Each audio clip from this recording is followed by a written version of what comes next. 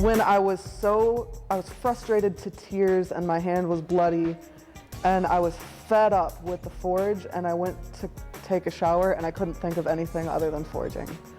You know, that love-hate, and you really have to hate something to love it, and you really have to love something to hate it, you know? And it provides the sometimes perfect and sometimes very imperfect balance of frustration and success. I couldn't stop thinking about what I wanted to make, even though I couldn't conceive how I was going to do it. The gears started turning, and that's the only focus I could bring my mind's eye to afterwards. I was at Penland during tax season the first time, and I couldn't make the internet work. You know how it is when you really feel like the only thing that's going to fix your computer is a hammer.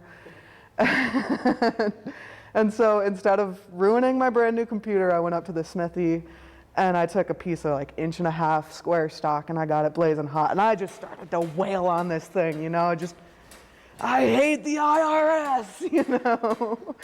And my instructor, Stephen Yusko, came in and he asked me what I was doing, and I explained that taxes weren't going so well and I was really frustrated right now, and his response was, you know, blacksmithing is a good frustrator-getter inner. It's not a good frustrator-getter outer.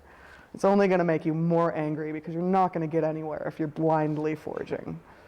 And that's a huge, compelling aspect of the medium for me. Is I'm usually a very spontaneous, go with the flow, figure it out as I go kind of person. And you can't do that with steel. You can't go back.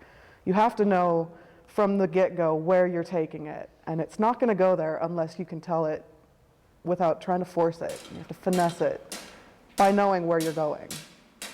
Did that make sense to you at the time that he said that?